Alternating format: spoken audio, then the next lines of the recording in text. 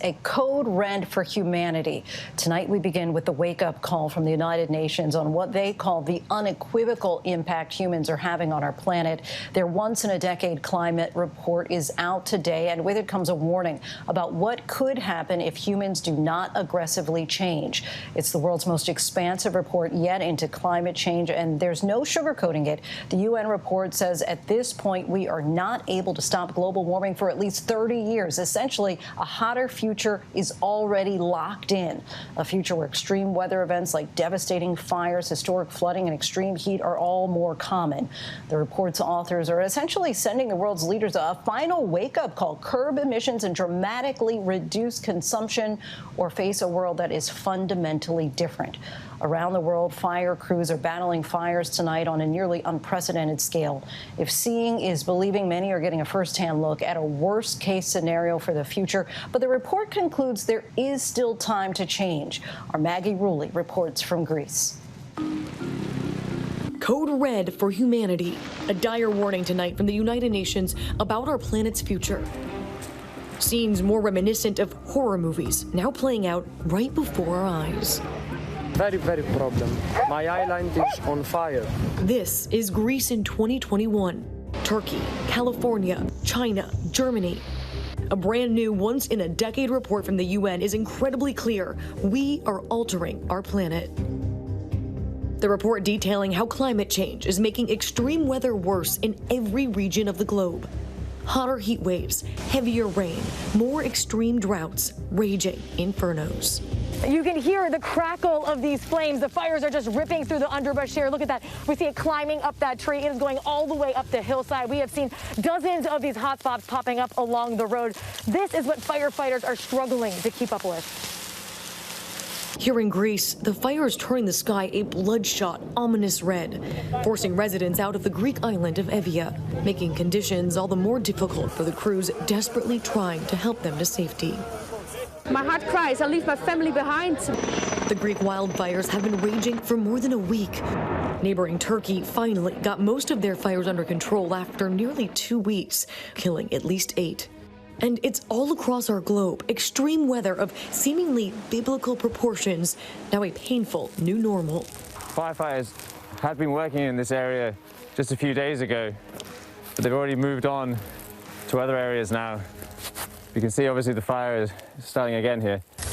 There are at least 93 active wildfires burning in Siberia, over 2.8 million acres destroyed, some villages in the region evacuated. In America's West, record heat, drought, and strong winds feeding blazes like the Dixie Fire up in Northern California, now the largest singular fire in the state's history. It's a leveled ghost town out here. The surrounding areas still threatened. The air difficult to breathe because of the multiple hazards. Officials say could be weeks before families are allowed to return. The 8 largest fires in California have all occurred in the past 4 years.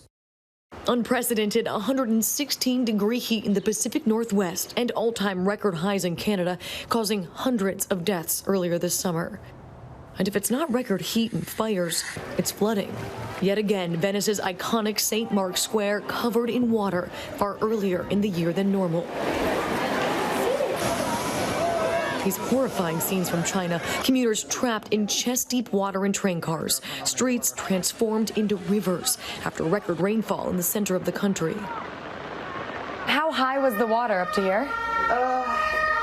That's right here. I was in Germany just 3 weeks ago, the site of devastating floods after a once-in-1,000-year rainstorm killed at least 160 people. There's so many people dead. You don't expect people to die in a flood in Germany.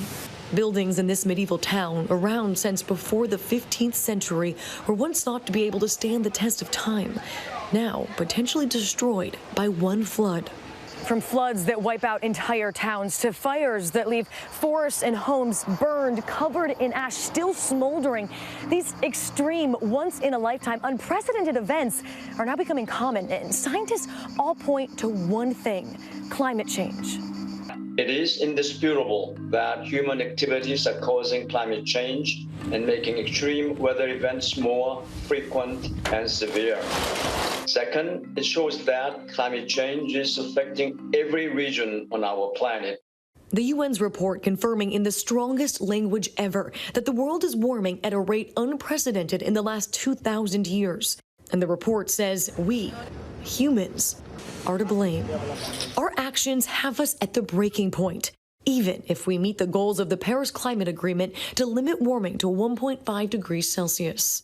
The number 1.5 degrees Celsius, there was this, ideally from the Paris Agreement, we would try to keep warming below that level. That looks like a pretty big challenge at this point. Some impacts of climate change are now irreversible. Our behavior has altered our oceans, changed our planet's glaciers. In Greenland, the amount of ice that melted in the space of one day in July could cover the entire state of Florida in 2 inches of water. And no matter what we do, the ice melt is going to continue and get worse. Changes in ice sheets, deep ocean temperature, and acidification will continue for centuries to thousands of years, meaning that they are irreversible in our lifetime and will continue for generations to come. The report concluding sea level rise may be one of the single biggest problems for the rest of the 21st century. Even if you suddenly stop the increase in warming, you're going to still see melting for decades to come.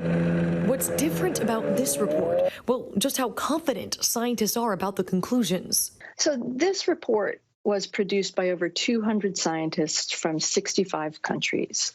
They worked for 3 years together to assess huge amounts of scientific information, over 14,000 studies and research papers.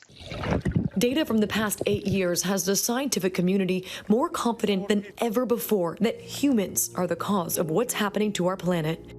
But it doesn't have to be this way. While more warming is expected in the coming decades, it's not too late to change trends if humanity changes behaviors now.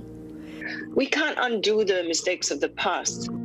This generation can make the systemic changes that will stop the planet warming, help everyone adapt to the new conditions, and create a world of peace, prosperity, and equity. Climate change is here now, but we are also here now. And if we don't act, who will? A call to action tonight from the United Nations. Maggie Rulli joins us now from Greece. And Maggie, as we saw in your piece, you've been in 2 disaster zones just in the past few weeks there in Greece and, of course, the flooding in Germany. These extreme weather events taking such an emotional toll on these communities. How are people that you're talking to responding to it all? Yeah, Lindsay, emotional is the perfect word to describe it. No matter where we are, we always hear the same thing. People tell us they're exhausted, they're angry, and they're scared. Here in Greece, people are tired. They're exhausted. The fires here on this island alone have been going on for more than 7 days. We're talking about these extreme, once-in-a-lifetime events that, Lindsay, now seem to be happening at least once a summer, and they're lasting for longer than ever. I mean, you talk about just the toll that takes on someone, because all of this is so personal. And we heard from that one young man who said, my island is on fire. These fires are burning through people's homes. These ferries and boats behind me, they are all on standby, waiting if someone needs to be evacuated from their home tonight. That takes a toll. We were in Germany. I'll never forget standing in front of this makeshift garbage pile. It was the size of a football field, 2 stories high, and it was filled with people's ruined belongings, everything that they cherish. This is personal, and people just get exhausted of it. And then soon they become angry. So many people always tell us they're angry their governments haven't done more. They should have known this was coming. We've been talking about climate change. We get natural disasters. Why weren't they prepared? And they're demanding that governments step in and do more, because this is going to keep happening. And that's why people are scared. They're scared for the future. We just saw that UN climate report saying these types of natural disasters are happening, and they're going to happen more often. That medieval town in Germany with houses that have been around before the 15th century. One man told us he can't believe his house, it might be ruined. How is he ever going to come back? Are those people going to rebuild if there's going to get more floods? People here in Greece with Athens experiencing temperatures 113 degrees. I mean, how long is that livable for? Are people going to be able to live in these cities and these countries any longer? You know, Lindsay, I think we all know this was coming, but many people thought it was going to be centuries or at least decades in the future. But for places like Germany, for places like Greece, for places in America, all of this is happening right now, Lindsay. Right.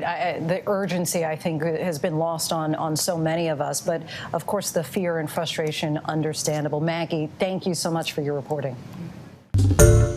Hi, everyone. George Stephanopoulos here. Thanks for checking out the ABC News YouTube channel. If you'd like to get more videos, show highlights, and watch live event coverage, click on the right over here to subscribe to our channel. And don't forget to download the ABC News app for breaking news alerts. Thanks for watching.